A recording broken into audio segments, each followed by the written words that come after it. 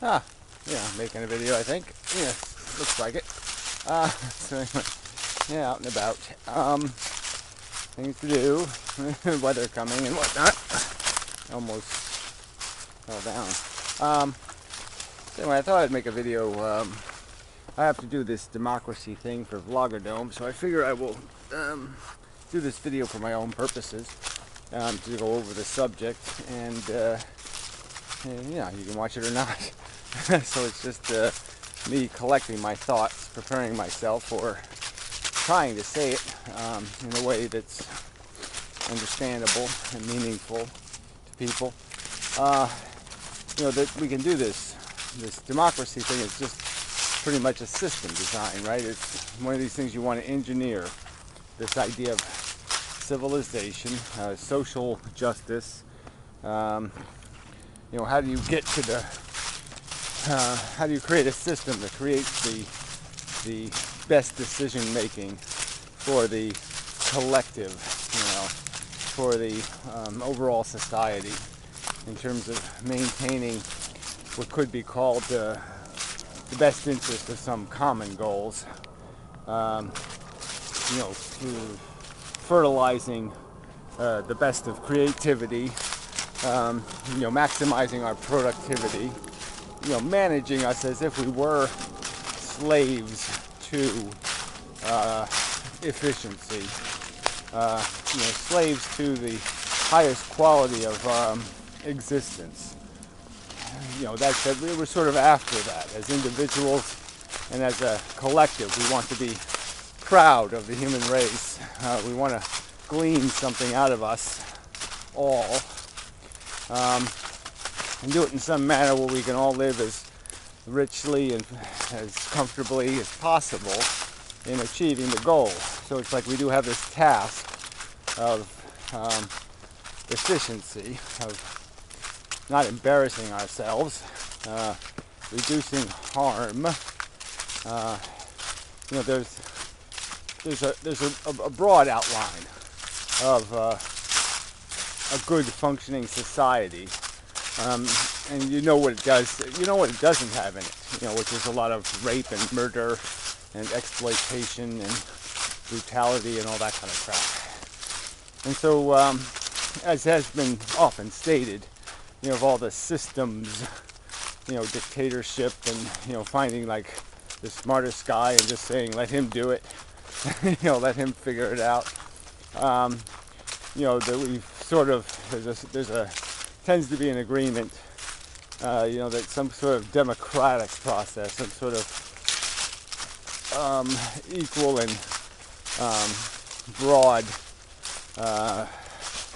involvement by all of us in the process of developing our own civilization is not only fruitful in terms of producing without producing the profound negatives, but is also fruitful in maximizing, again, this or protecting against things that would be harmful and exploitative, and keeping everybody protected from concentration camps and gulags, that kind of thing. Yeah.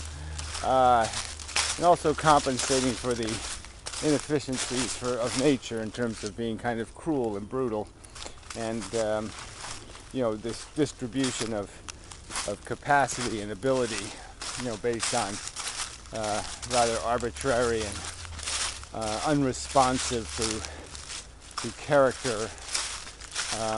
Deserve has nothing to do with it. And I guess one could argue that the whole point of civilization is to sort of make deserve have everything to do with it, or try to, at least. So anyway, there's this general agreement that something democratic, something that empowers everybody, that gets everybody connected to the system, thinking about the system, wanting to be a part of it, would be the best plan. And there's so many ways to implement that participation. And we, we have a system invented, over 250 years ago, and it's an inadequate system in the sense that it's based on a time when we didn't have the technology to communicate well, and we were creatures of our geographic environment. We were all kind of segregated. The Quakers all lived in one pile, and the holistics lived in another pile, and it was just a very different kind of world than it is now. And so we had a system to glean opinion and participation that was primarily geographic. You basically voted as a region. That was your representation. You were represented as a regional identity. And clearly that's, from me personally and from logically making an argument here, that I'm not my geography.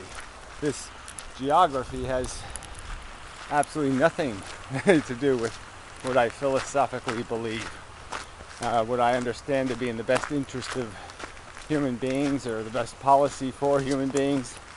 This geography doesn't have much, if anything. A tiny percentage of my philosophy would be related to geography.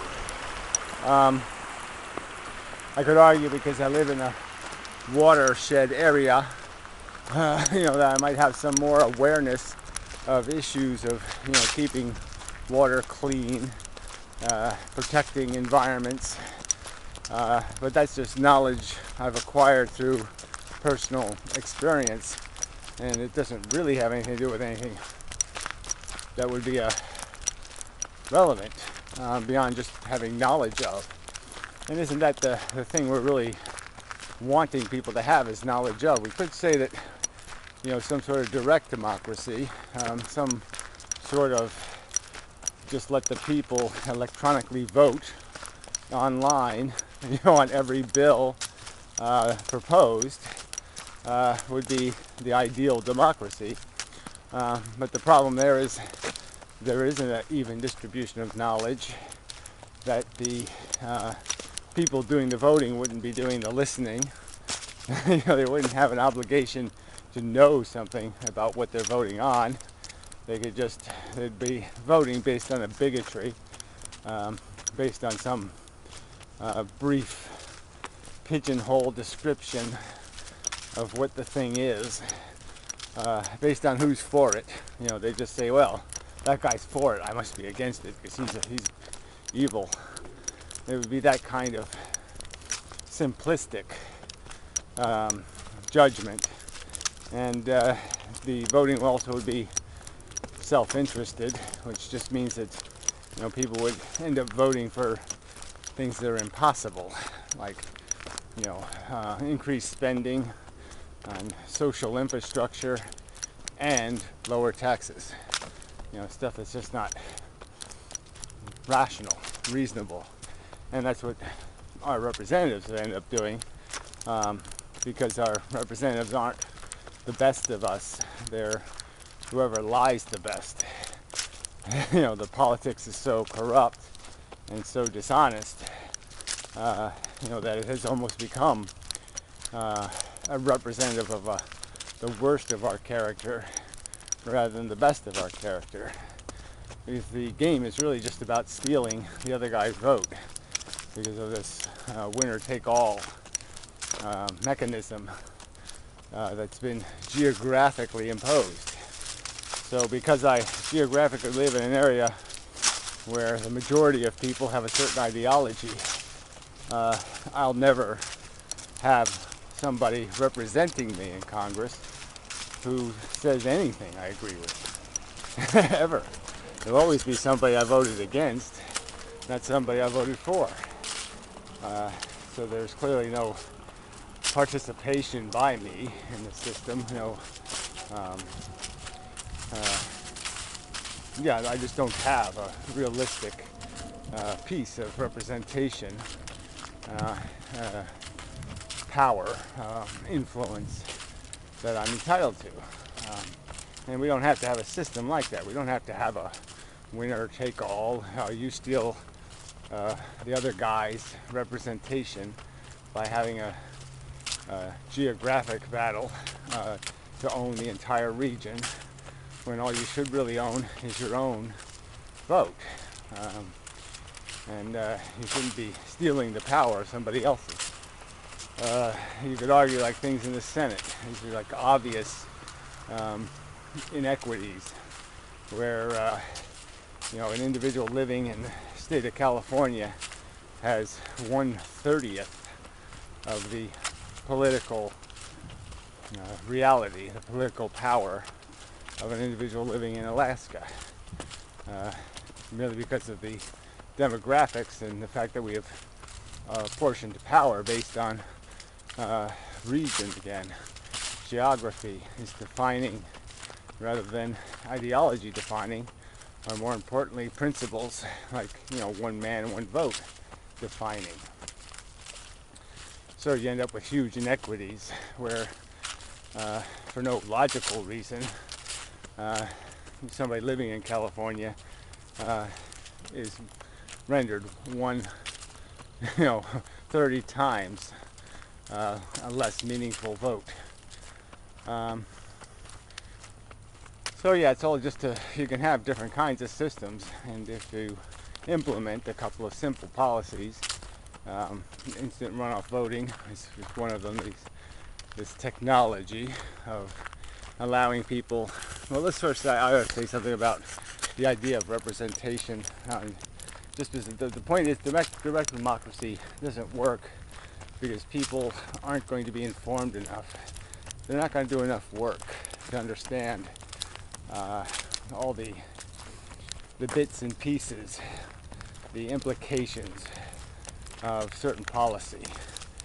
And I'm not saying somebody who's informed can't come with the wrong answer, but you're more likely to have the right answer if you're at least informed on the dynamics and the function. It's like you're going to serve on a jury and you don't know nothing about the science they're talking about in terms of the quality of the evidence.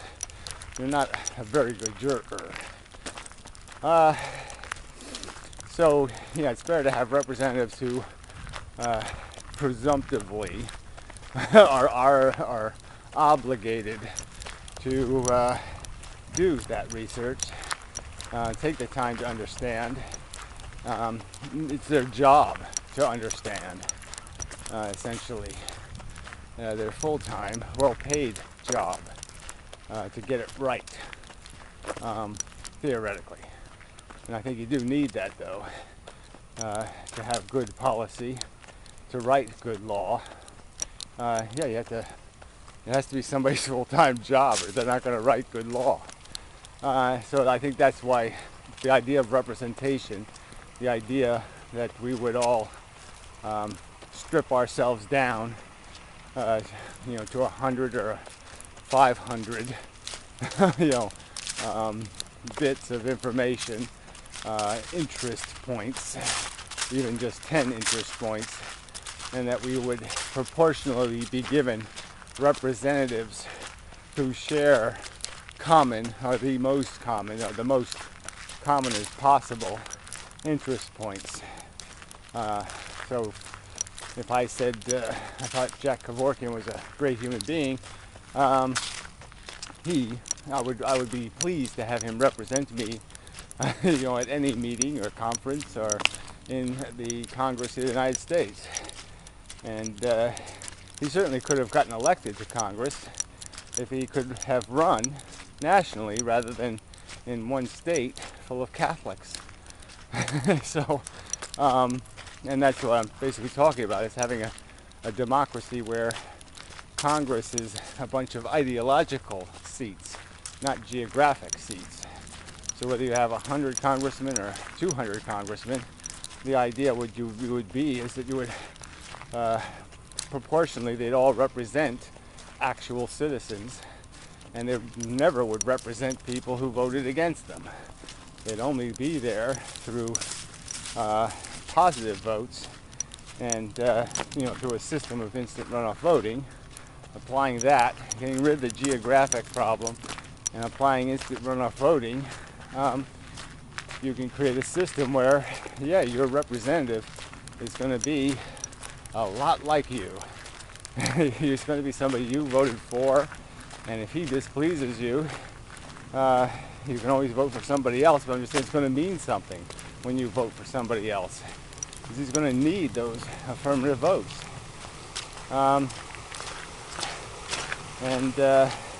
So then the idea of betrayal and compromise and all that kind of stuff is not going to be a problem anymore, because you're not going to vote for a liar. If you got the choice, if all you got is a choice between a liar and a thief, yeah, well, sometimes you'll vote for a liar, but you don't want to vote for a thief. But if you have a choice to vote for the best man, you'll vote for the best man.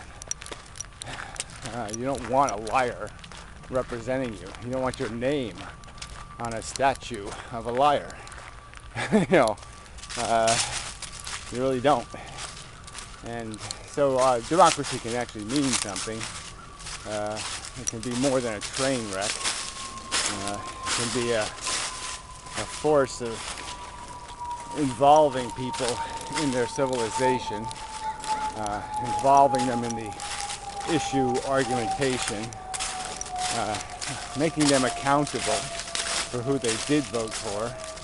It can have all kinds of very positive influences, rather than just this what special interest will steal the power of our government, the power of our collective industry.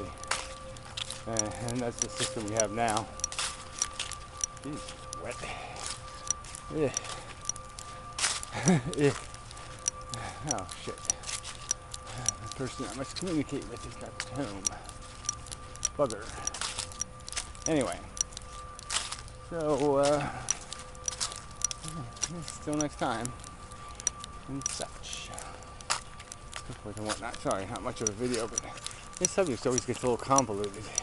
It's just hard to explain the subtleties of system dynamic and function. I certainly understand it. Fortunately, people don't. So, till next time.